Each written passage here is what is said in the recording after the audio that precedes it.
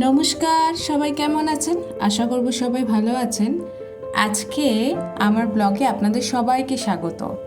আর এইটা যেটা দরজা খুলে গেলাম না, আজকে গিয়েছিলাম হচ্ছে আমার বড় মাসির বাড়িতে। ইনি হলেন আমার ছোট মাসি, আর একটু পরে যিনি দরজা খুলবেন উনি হলো আমার বড় মাসি। কিছুই না, আজকে হঠাৎ ছেলেকে স্কুলে ভর্তি করতে গিয়ে মনে হলো যাই, কোথাও তো আর যাই না, কারোর বাড়ি তেমন একটা যাওয়া হয় না, তো যাওয়া যাক, আজকে একটু মাসির বাড়ি দিয়ে ঘুরে আসা হোক। আর আমার মাসির বাড়ির পুরো একেবারে বাগান বাড়ি, মানে বলতে পারেন বাগানে এমন কোনো গাছ নেই যেটা আমার মাসির বাড়িতে নেই। এই যে ঢুকতেই দেখুন একদম বেল গাছ শুরুতেই, আর এটা কিন্তু ওদের বহু বছর পুরনো বেল গাছ, যার যখন যেমনভাবে পাতা লাগে এখান থেকে কিন্তু নিয়ে চলে যাচ্ছে।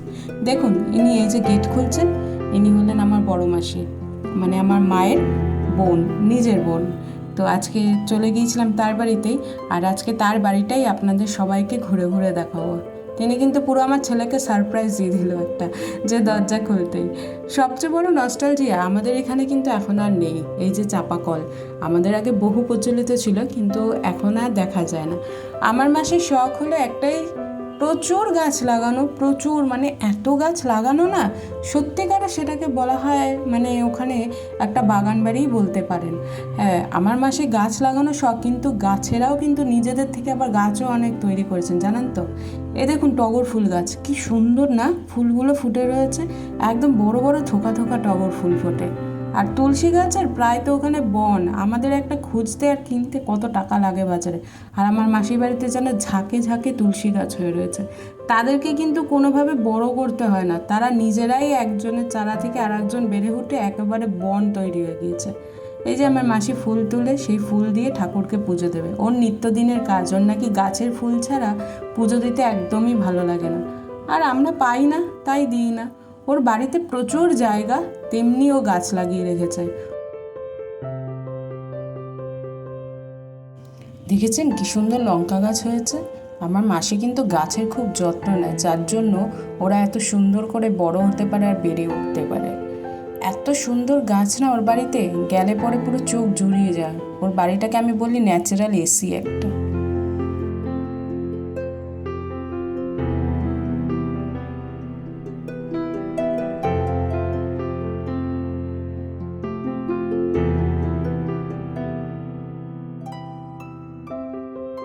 এই দুটো হলো বাড়ির পেছন দিক একেবারে। আম গাছ দুটোতে আমের বোল এসেছে প্রচুর, কিন্তু তেমন একটা আম দেখলাম না। হয় কাল পরশু একটু ঝড় বৃষ্টি হয়েছিল, হয়তো তাতে আমগুলো পড়ে গেছিল।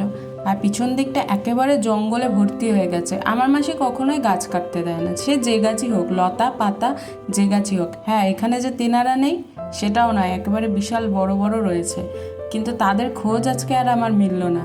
ভেবেছিলাম হয়তো আপনাদের সঙ্গে শেয়ার করব তাদেরকে। প্রচুর বড় বড় থাকে জানেন তো, এক সময় যদি কখনো আসে, আমার মাসিকে বলেছি একটা ভিডিও করে রাখতে, যে তাদেরকে দেখাবো করে আপনাদেরকে।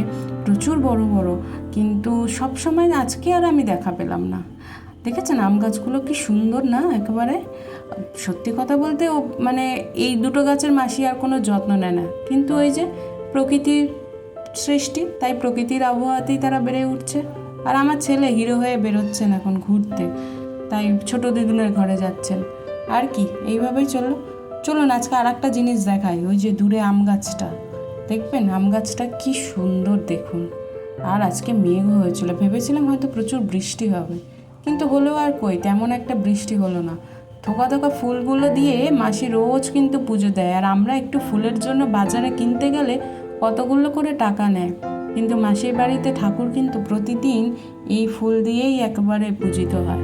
আমার মেসো খুব ঠাকুর ভক্ত, তাই বলে যে গাছের ফুল ছাড়া নাকি তার একদম ভালো লাগে না ঠাকুরকে দিতে। আমার মেসো সবচেয়ে বড় গোপাল ভক্ত। আসুন সেটাও দেখাবো আপনাদের সঙ্গে। আর এই যে দূরে একটি ছোট্ট গাছ দেখছেন, এটি সুপারি গাছ।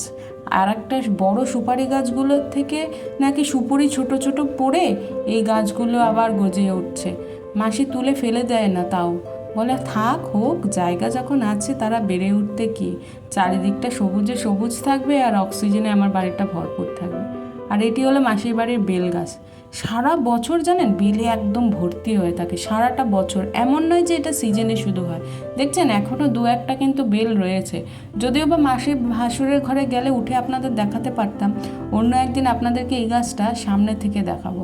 আর ওই যে আমার মাসি ফুল তুলে চলছে এবার ঠাকুর পুজো দিতে। কীভাবে সে ঠাকুরে পুজো দেবে, চলুন তবে সাথে থাকুন। এবার দুপুরে রান্নাটাও সেরে নেওয়া যাক, কারণ দুপুরে খাওয়া দাওয়া আছে। ওই যে বললাম আজকে বনভোজন বা একেবারে পিকনিকের মতন, তাই একটু চিকেন এনেছিলাম। মাসি বললো আজকে আমি আর রান্না করব না, তোরাই রান্না করবি। তাই আমার মাকে দিয়েছে আজকে ভার, যে তুই আজকে বড়দিদি চিকেনটা তুই রান্না কর। চললো আমার মাও রান্না করতে।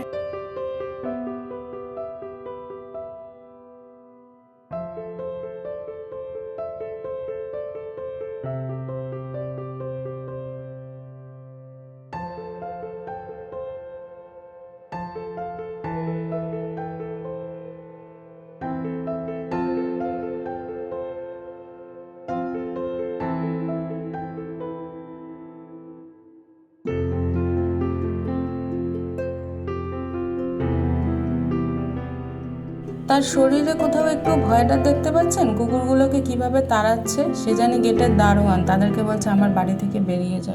সত্যি কথা বলতে আমার ছেলের শরীরে কোনো ভয় ডর নেই। আর এটাই ভালো, এখনকার দিনে ভয় ডর করে কোনো লাভও নেই, তাই না? আর মা বলছিল আমাকে যে আমি শুধু শুধু একা একা রান্না করব, তুই দেখাবি, তা কখনো হয়? তুইও একটু হাত লাগা। মাকে বললাম আজ আমার ছুটি, আজ আর আমার সত্যি মাসি বাড়ি এসে ভালো লাগছে না। আমার মা ওই যে চিকেন রান্না করতে কিন্তু খুব ভালো পারে। তাই ঠিক আছে, মার কথা মতন আমিও একটু হাত লাগালাম। যদিও বা আমি আপনাদের ক্যামেরার সামনে একদমই আসি না, আসবো কখনো একদিন, অবশ্যই লাইভে আসবো। লাইভে এসে আপনাদের সাথে কথা বলবো বা আমি ভিডিও দেব। আমি যার জন্য মা বলাতেই আর নারাজ করলাম না। ঠিক আছে যাই, একটুখানি ভিডিওই করি, আজকে মার সাথে হেল্পও হবে, ভিডিওয়ে আমাকেও একটু দেখা যাবে, তার জন্যই করা। আর তারপরে কি, মার চিকেনটা কিন্তু অসাধারণ হয়েছিল একদমই।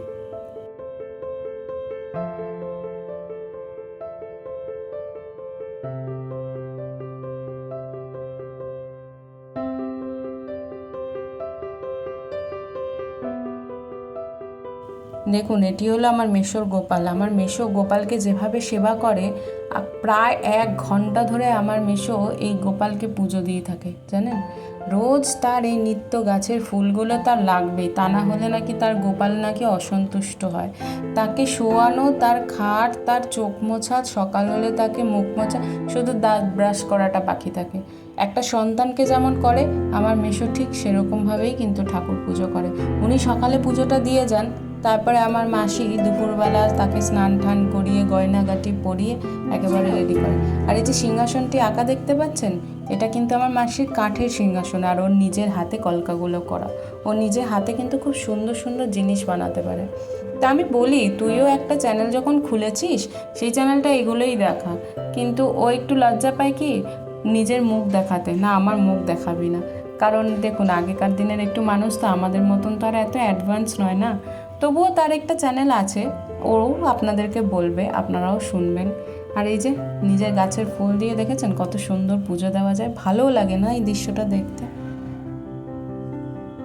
আজকে বাড়ির সবচেয়ে বড় অতিথি, তার আগে খাওয়া না হলে কি আর আমাদের খাওয়া জুটবে?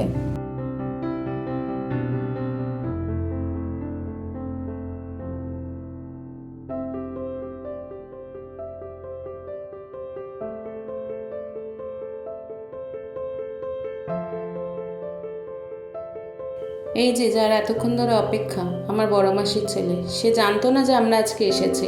সে আজকে এসে দেখে তার খুব আনন্দ যে তার বাড়িতে এতজন অতিথি এসেছে, সে আজকে একদম পিকনিকের মতো খাওয়া দাওয়া করতে পারবে। ও একটু খেতে খুব ভালোবাসে, খাদ্যরসিক খুব, তাই আর কি আমাদেরকে দেখে ওর আজকে ভীষণ আনন্দ। তারপরে দুপুরে লাঞ্চ, এতগুলো মানুষ তো, তাই কড়াইতে সত্যি আছে চিকেনটা আটেনি। আর টেবিল চেয়ারে বসে ওই রোজকার খাওয়ার থেকে নিচে বসে খেতে কিন্তু আমাদের খুব ভালো লাগে। তাই সবাই মিলে একসাথে খাওয়ার যে মজাটা, সেটা কিন্তু টেবিল চেয়ারে পাওয়া যায় না, সেটা নিচে বসেই পাওয়া যায়। আর আমার ছোটো মাসি দেখাচ্ছে সকালের পরোটা, বলছে ও এত জোর খিদে পেয়েছে যে ও সকালের পরোটাই খেয়ে নিচ্ছে। কেননা রান্না করতে করতে সত্যিই আজকে অনেকটাই লেট হয়ে গেছিলো, তাই সবার খিদেও পেয়েছিল। তাই সকালে যেটুকু পরোটা ছিল সবাই আজকে আগে সেটুকু খেলো, তারপরে ওই ভাত আর চিকেন এটুকুই রান্না হয়েছিল। কি দেখবেন সবাই মিলে একসাথে খেতে গেলে সেটা যদি ডাল ভাতও হয় সেটাও কিন্তু আনন্দ, তাই না?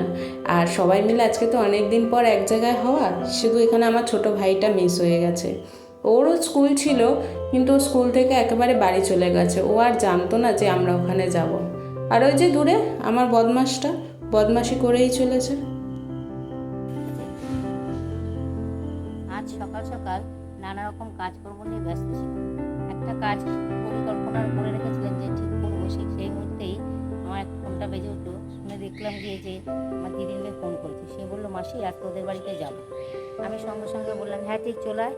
এবার যখন ওরা আসলো, সব কাজকর্ম ফেলে ওদের সঙ্গে আনন্দ করতে আরম্ভ করলাম, এবং ওরাও মাংস নিয়ে এসেছিলো। যথারীতি আমার রান্নাবান্না করলো, হয়তো খেতে একটু দেরি হয়েছিল, কিন্তু সবাই একসাথে যখন খাওয়া দাওয়া করছিলাম বেশ ভালোই লাগছিল।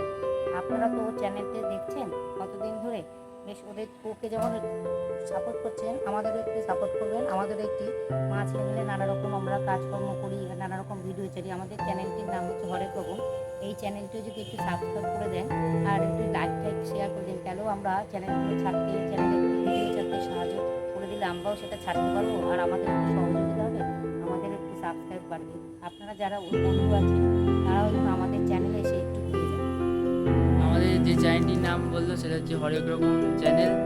তো আমাদের এই চ্যানেলটি একটু সাবস্ক্রাইব করে দেবেন, আর এই চ্যানেলটি সাবস্ক্রাইব আর লাইক করার পাশাপাশি আমাদের চ্যানেলটিকেও একটু সাবস্ক্রাইব এবং লাইক করে দেবেন, যাতে আমরাও এগিয়ে যেতে পারি।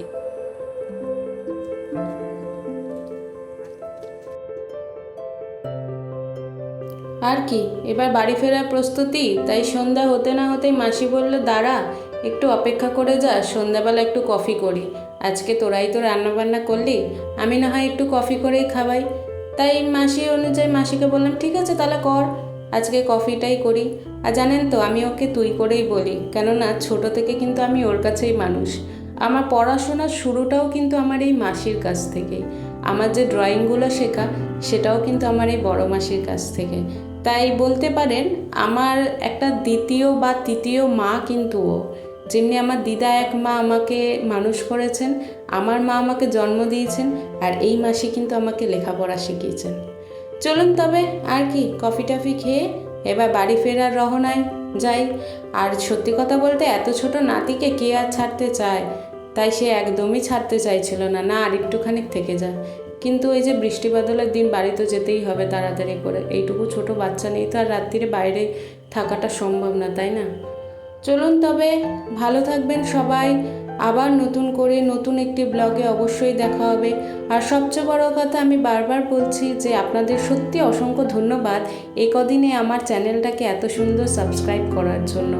আগামী দিনে আপনারা আরও আমার পাশে থাকুন, আমাকে সাপোর্ট করুন, আমার চ্যানেলটাকে একটু এগিয়ে নিয়ে যেতে সাহায্য করুন।